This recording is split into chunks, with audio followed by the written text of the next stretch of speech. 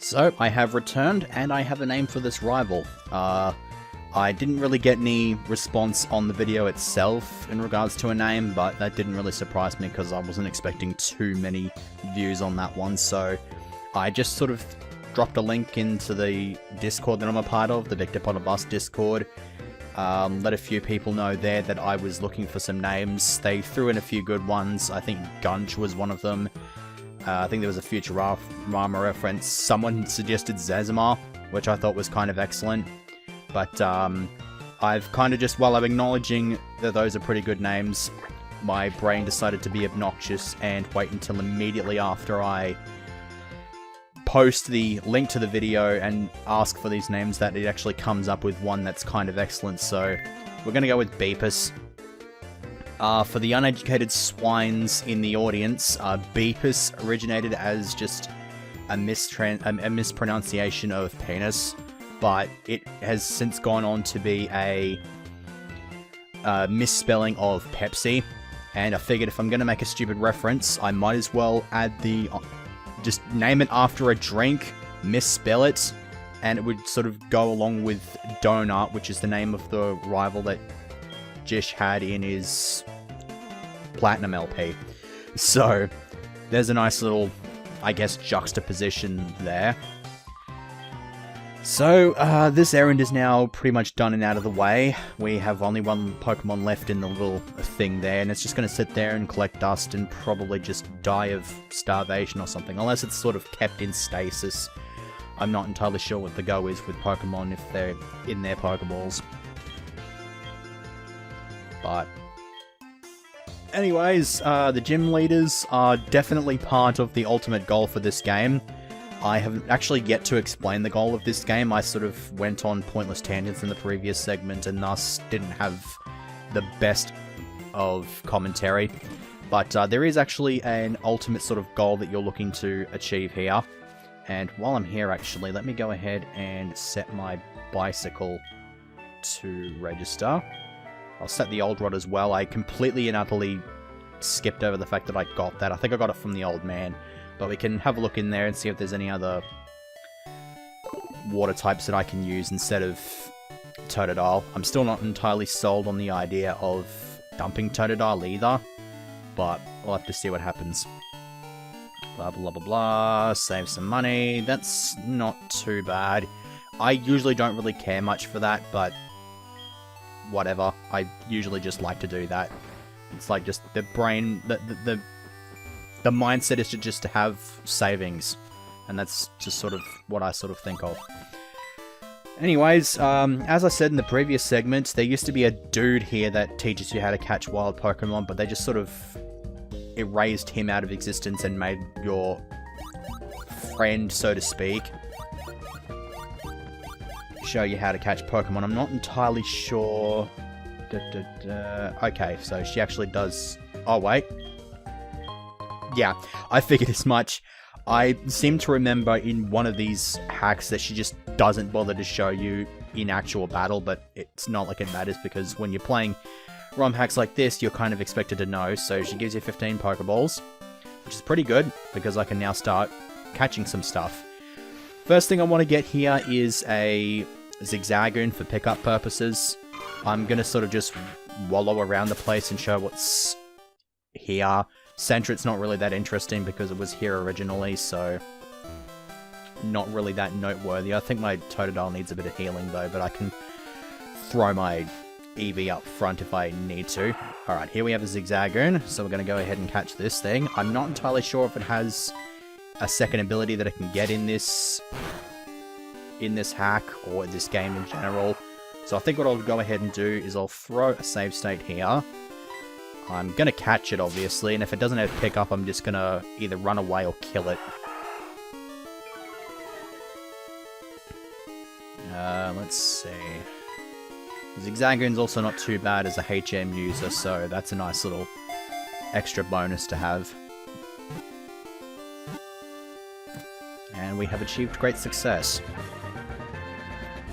So, the ultimate goal of this game does obviously involve gym leaders, as I'd imagine everybody is aware of, but the ultimate goal is actually linked to the spiel that Cynthia went on about in the previous segment about a legendary trainer. And so to sort of fulfill the legacy of the legendary trainer, you have to become the champion of everything. Pick up, which is nice. Yeah, you have to become the champion of everything.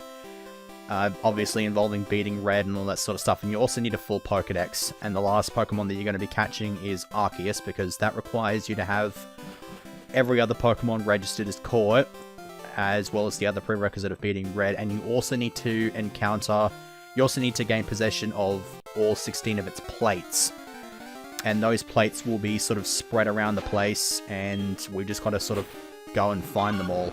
I do not know the locations of all of them. I do know where I can find a few of them, and those will become relevant when they become relevant later in the game. So, there's not much reason to talk about it. Here we have a Spoink, which I would be kind of interested in using. I used one in Emerald, and it swept half of Wallace's team. I would probably have swept the other half had I led with it. I'm probably going to give it a pass. I mean, it's still been just a rather recent use, that, and I don't want this thing to kill Totodile. So I think what I want to do is I will... Well, I've got Eevee, so I can sort of switch into that. I keep calling it Eevee when I'm quite clearly giving it a name. I also never checked its nature, and I was kind of expecting this. I knew I was going to get a nature that was going to be absolute garbage for Leafeon. Modest nature is... yeah. Leafeon's two best stats are its physical attack and physical defense, so defense-wise it's obviously going to be fine, but that modest nature means it's going to be a really shitty physical attacker. I would say that natures aren't going to really matter to me in game, but because it's a hack, I kind of feel like I want to go after a decent nature on things. So I'm not sure if this is going to put me off of using the Eevee now or not, but I'm going to try not to let that happen. The alternative would obviously be to just go back and just sort of keep soft resetting until I get a female that actually has a decent nature, but I don't really see much point in doing that. So I could obviously just evolve it into something else. The only problem is the only other real Pokemon that could benefit from having a modest nature are Jolteon, which I've already used. I've used Vaporeon in Sun. I used Espeon in Heart Gold. I've not used Glaceon, but heaven forbid I use a freaking Glaceon ever. It's not really that terrible an idea, but I'd have to change the name and stuff like that, and I'm not entirely sure if there's an Ice Fairy that's got a name in Neopets, and I'm not entirely sure what I would name a Glaceon anyway, so that's still on the fence. So I'll quickly go and heal and see what's going on with that stuff. So I mentioned in the description of the previous segment that the previous segment came out at about 94 megabytes. It means I can do much longer videos if I really wanted to. I don't want to make them too long. Like Jish's LP segments usually go well past 40 minutes. I don't want to go that far. I'm not necessarily opposed to having something go to about 30 minutes, like if I need that extra time to finish up an area or whatnot, but I'm not going to just abuse the absolute crap out of it, so... That being said, I wouldn't mind having a look around the place and seeing what I can encounter. Caught a Pidgey earlier, which I don't really care that much for, but whatever. I also like how Illison's got Runaway, so it means that anything that outspeeds this thing is not actually going to have any sort of consequence since I can run away from it anyway. It also means I don't have to go looking for a Smoke Ball, which I don't think you get until the Goldenrod, like when Team Rocket takes over, and that's not until after the 7th gym. So, not a whole lot of interesting stuff here. There just seems to be a bunch of generic normal types. I could go back up to Route 46 and have a look around there. I might as well go do that. I mean, because I can find Spoink up there. But I think what I'm looking for is stuff that can do well in the first gym. Obviously, the first gym is flying type, so if I can find like a Geodude or something, that might not be a terrible idea. I imagine that there's probably some kind of Pokemon on Fulton's team that can deal with rock types, so he might have like a Wingull or something that can deal with that, but I don't know, I'll have to see what happens. Because I don't think Sturdy was changed for this generation, so I don't think I can tank one water gun, no matter how powerful it is, it'll just kill me instantly, which is unfortunate. I'm also kind of wondering if there's any decent going on with this in relation to the speed up key. Swablu's kind of interesting, but I used one in black too, so it's gonna get a pass here. Might as well get some use out of this. Yeah, there's the Geodude. I'm not entirely sure how I feel about this. I think for the moment I'm just going to sort of show what I can encounter here and see if there's anything of remote interest. Jigglypuff is not remotely interesting in the slightest. Stuff that like gain the fairy type in Generation 6 I kind of want to use in a Generation 6 or 7 game just because it becomes a bit more interesting. I'm usually against the idea of using just plain normal types unless they evolve into something that has an additional type. So, for example, I wouldn't ever really use a Zigzagoon, but I wouldn't mind using a Bidoof just because it becomes a water type when it evolves. Phanpy... You know what? I might as well just catch this thing, sort of bring it along, and see if it actually does do anything interesting. I think I tried to use a Phanpy once and then dumped it as soon as it evolved into a Donphan. I could use this thing. I don't really know if there's any sort of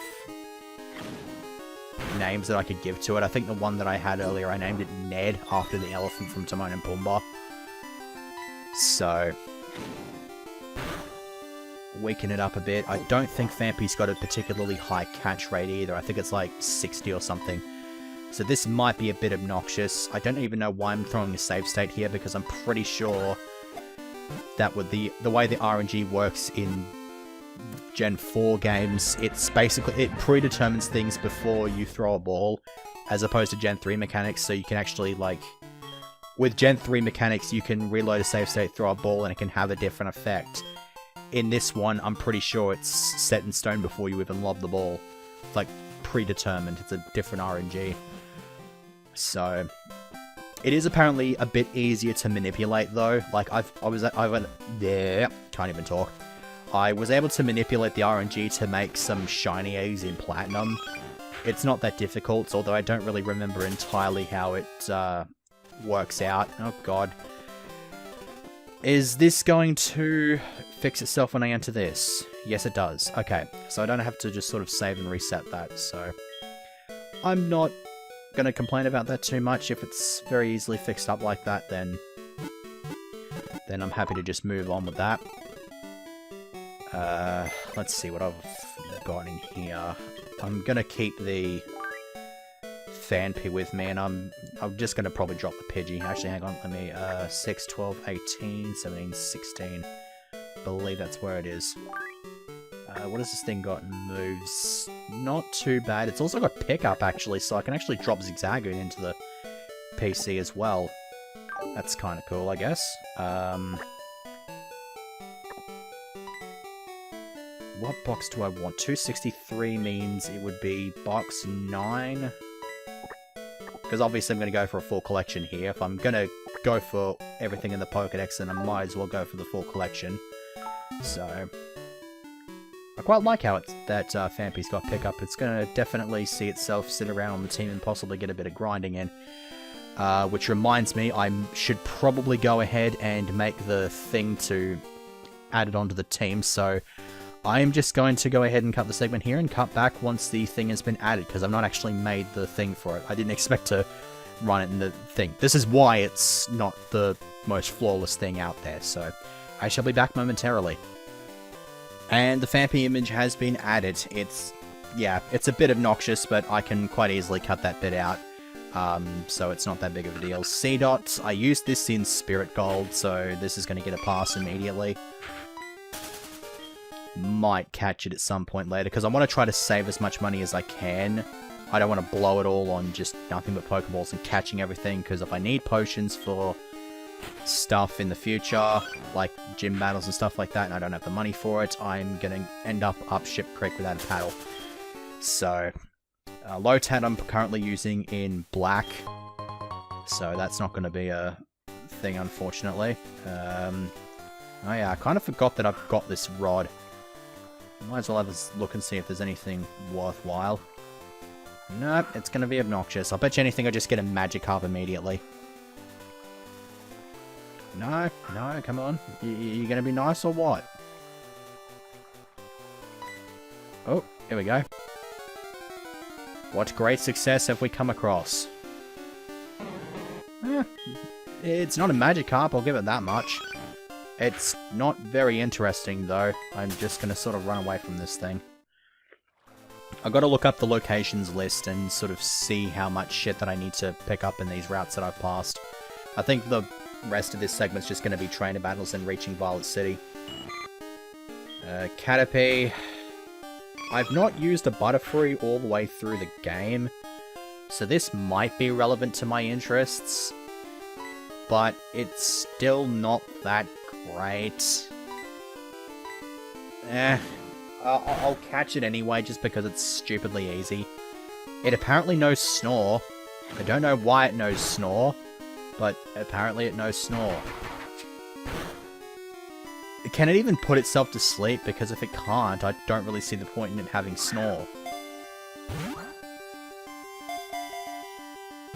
Whatever. Just sort of catch you. I'm pretty sure that with a catch rate of 255, anything that has less than half health is an instant catch with any kind of ball. Unless it's a Beast Ball, but Beast Balls aren't relevant here, so... That's just going to sort of sit around. I'm not going to add it to the team. I'm not really going to care that much for it, so... Whatever. There should be some more bug types around here somewhere, shouldn't there? Well, Kakuna, but I'd rather not catch Cocoons as Cocoons. I'd rather catch them as their pre-evolved forms. Surskit is interesting. I used this in Spirit Gold because it had Bubble Beam right as you caught it. And it had a bunch of other stuff as well that it could get before it evolved. So by the time it evolved, I think it had like Signal Beam. Actually, I don't think it had it had Signal Beam, it had Psy Beam, it had Bubble Beam. I think it actually had Water Pulse by the time it evolved. And so it was just a really freaking good Pokemon to have early game because it had some pretty powerful moves, stab moves as well, and it just had a nice bit of type coverage for early games, so... Random cough. Yeah, ran into a Weedle earlier. Not really interested in that. So might as well just go ahead and fight some schmuck. Now, generic Joey with his Rattata. There was actually a youngster Joey that had a Rattata in Blaze Black and Molt White. And he actually swept my entire team with that Rattata. It's probably the most embarrassing thing that's ever happened to me in a Pokemon game. I'm very much ashamed of it, but I don't really have any problems with admitting that I got swept by a Rattata. Probably just payback for sweeping my mate's Arceus with my own Rattata. Like, I used the whole fear strategy. So... Anyways, I'm slightly more annoyed right now because that Rattata landed a crit with its tackle, which was a one-shot, and it upset me greatly because that was some bullshit. I had that battle by the freaking balls, and it's just like, no, I'm gonna one-shot you. That thing is actually hitting me a lot harder with tackle than it should have any right to. But then again, I've got nothing that's above level 6.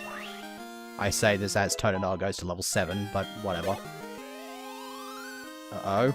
Jeez, that's a fair amount of experience. Okay. Yeah, whatever. I'm probably going to get pissed off by all this stuff, but I don't really care that greatly. So, just random time cut while I go back to heal. And I'm not even sure if this is exactly where I stood before, just to sort of make it all seamless and shit like that, but yeah. Random trainer, I didn't know that you existed. Wait, Aroma Lady, really?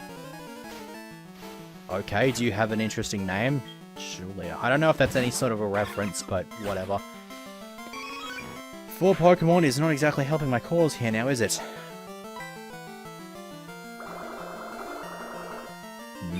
This is gonna suck. Oh well.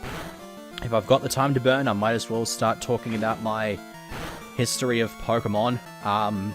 If you remember back in the Platinum LP, the very obligatory Vector Bonobus Platinum LP, I've made a whole bunch of references to that in this segment and the previous one, but that kind of was the inspiration behind me doing this LP, so you kind of got to expect that sort of thing to be the case. So he mentioned he would just go through each segment and at some point talk about his various Pokemon playthrough from yore, and so I'm going to sort of do the same thing, but for this opening part I'm just going to sort of talk about how I got into Pokemon to begin with. The first exposure that I had into Pokemon at all was through the anime. The first anime episode that I saw was the Mountain Moon one, and so it was very weird, and I was just sort of sitting there like, what the fuck is going on here? I was like 5 or 6 years old and was just sort of half tired, having been bloody woken up and dragged out of my bed and onto the couch. And it wasn't that long before that I was just sort of presented with my cereal, just sort of... That's a bit of a thing with my history. When I was going to school, I'd usually just have a bowl of cereal shoved in my face. I make it seem as if I was not very cared for that much, but that's not the case at all. I just sort of like the idea of being woken up by having a thing thrown in my face. I don't know. It's kind of stupid, but whatever. I didn't know that it was a game until about a year or two later. I think a friend of mine from next door had it, and like he was greatly interested in it, and my cousins sort of got interested in it, and that's when I started really like getting right into it. I didn't get my first Pokemon game until my 8th birthday, and this was back in 2000. So I got a Pokemon themed Game Boy Color, and I got all 3 of the Gen 1 Pokemon games. Obviously, I picked blue over the other 2 to play first because blue was my favorite color at the time. Now, I kind of want to see if this thing's got Bide, so I'm going to throw a Leer at it, and if it doesn't have Bide, then I'm going to be annoyed because it'll probably have a Grass move. God damn it. Ugh. This is going to be some garbage, but yeah, I went with that. I was a bit dumb. I knew about the missing no glitch because a friend of mine from school also had it, so... that was kind of nice to have. Also, did it really have to hit 5 fucking times? That is some bullshit. You do not have Skill Link. You should not have been able to do that.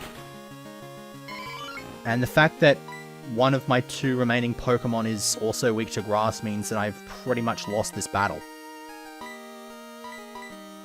Fan-fucking-tastic. Maybe that Caterpie will kick some ass for me.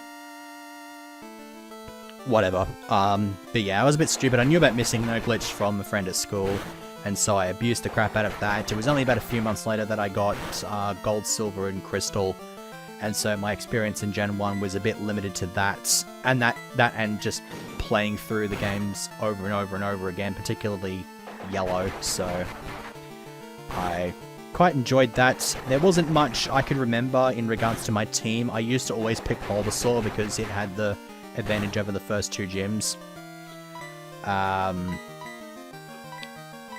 One thing I do remember when I went through my blue playthrough, I got my hands on a dog trio and then basically just swept the rest of the game with it until I got to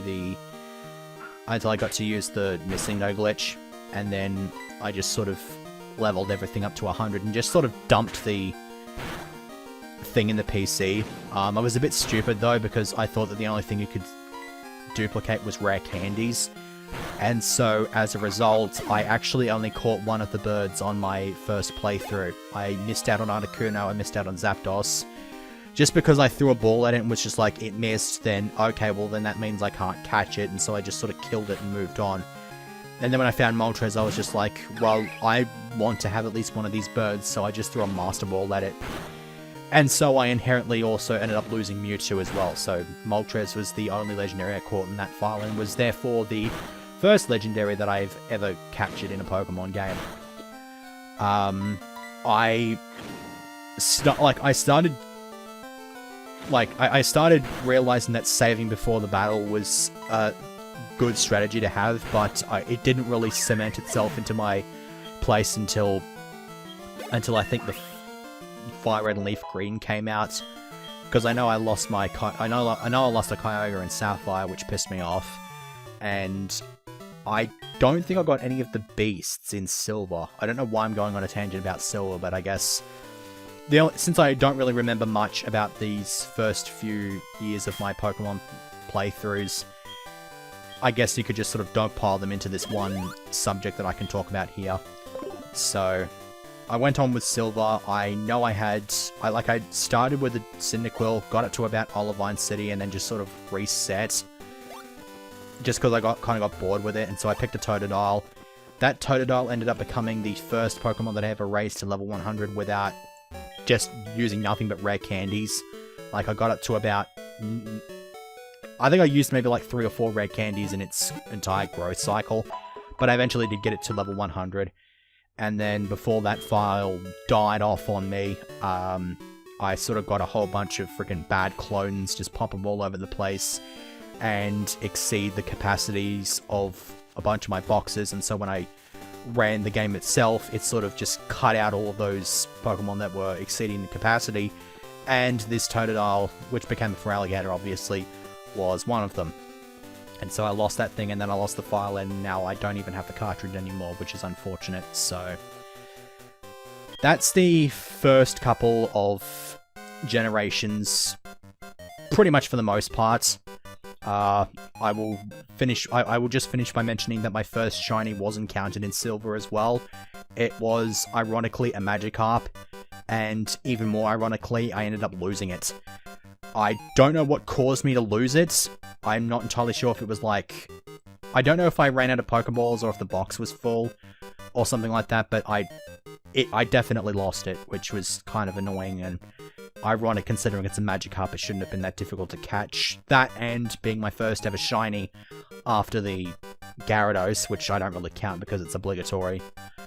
That sort of pissed me off. Anyways, very old and outdated reference here by this trainer that used to be a bug catcher but became an idol in this ROM hack. Anyone want to guess what its name is? Her name is? Yeah. Pfft. So stupid. And of course, as an idol, has to use all of the cutesy stuff, and so he has a Jigglypuff, which takes a bit more damage from Tackle than I would have thought. But I guess if Tackle's like... I actually need to check to see what Tackle is like now. No. Yeah, it's 50. Yeah. That would obviously explain it, because Tackle is now... In Generation 7, it got nerfed back down to 40, but its accuracy remained at 100. For the most part, for the longest time, it was, I think, around about 35 or 40 power and 95 accuracy. And then for Gen 5, it went up to 100 with 50 power, and it was reasonably powerful. It held, I believe it held that amount of power for the 6th generation as well, before it had that power nerf. Anyways, getting rid of Sand Attack, because I just hate Sand Attack as a move, like from a moral standpoint. The idea of just picking up a bunch of sand and throwing it in the opponent's face is a bit dirty, so I just hate Sand Attack and refuse to have it on any of my Pokemon at any given time. I can't even remember what she said she was going to send out. If it's a freaking grass type or something that can hit Vampy super effectively, I'm going to be minorly annoyed. No, it's a Skitty. Whatever. So... yeah, that's about all I have in terms of history for those first 2 generations. I think there was... Actually, I did forget to mention that I also killed Raikou in my Silver playthrough. The whole concept of roamers was a bit foreign to me. I can't remember if I ever caught Entei. I think I caught Suicune though, but I know I killed Raikou. It kind of pissed me off like that, and obviously ended up catching both Lugia and Ho-Oh because I knew how to save before that. Even though I just didn't do that before Kyogre in my Sapphire run, but that's going to be something for next segment, so... In the meantime, land a crit, kill that Skitty like a boss, because Illusin is just sort of being a bit of a show-off here. And Cute Charm was being a bit obnoxious as well, so I didn't really want to have to deal with any of that at all. I'm not entirely sure if it's a better idea to go with Tackle or Bite. I think Tackle is more powerful because of Stab, but Bite can flinch, so I'll give Bite a go. And the Bite did not flinch, unfortunately. Can't really rely on that too much, unfortunately. Whatever.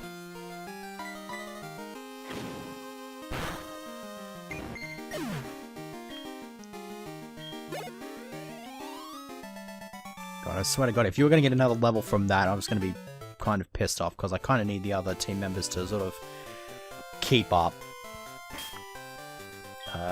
Fanpy, I think, is like the slowest thing on my team, so setting this to up front is only going to be good for grinding stuff, which I'm only going to do off screen. Fucking Abra. Every time I come across an Abra, I do kind of just have to throw a ball at it and see if I get lucky, so I might as well give it a go. This is kind of what I have to do anyway, so if I don't get lucky, which I didn't because it was an immediate breakout, yeah. That's kind of what you just have to deal with when it comes to Abra. I'm not entirely sure if you can get Abra from the game corner as like a prize Pokemon, but whatever. Execute would be interesting. Well, like, I used one in Sun, but that was the Alolan form. If I used it here, I'd get Psychic Executor, but I don't think there's really... I don't think the difference between the two is substantial enough for me to want to use it here. Level 10, though, is a bit ridiculous. This level curve early on is kind of razzing my stash here. You can maybe run away from this thing sometime this century, then that would be great, so... I'll probably just do some off-screen grinding later on just to get everything up to a decent level. I'd probably like to get it up to 10, considering that there's some wild Pokemon here that's at level 10. That's at level 10, that are at level 10. Semantics. You know what I'm talking about anyway, so... I'm going to explore it anyway, because I don't really care about it not being that visible. Because I just want to see if there's anything of remote interest in here. Aside from Geodude. Geodude's not that interesting. Neither is Zubat. Dunsparce is kind of cool. I don't want to use one, though. That might be a 1%er. Sandshrew, I'm not even sure which form of Sandshrew I want to use. I kind of wouldn't mind using the Alolan form, because it's kind of cool.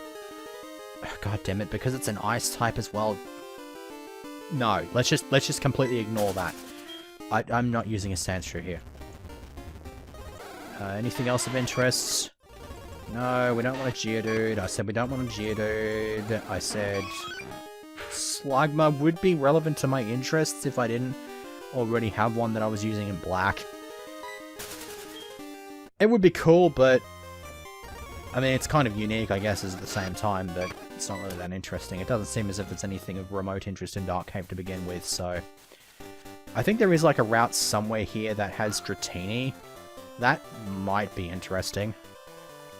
See if there's anything I can land in this water here. Slowpoke. That might be interesting. I think if you want to evolve a Slowpoke, you just have to use the King's Rock on it, like an evolution stone. So you don't have to actually have to trade it if you want a Slowking.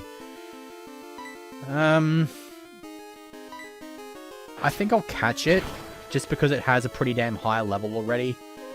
And it's got Yawn as well, so it's got a bit of utility in it. I might as well catch it. I see no reason not to.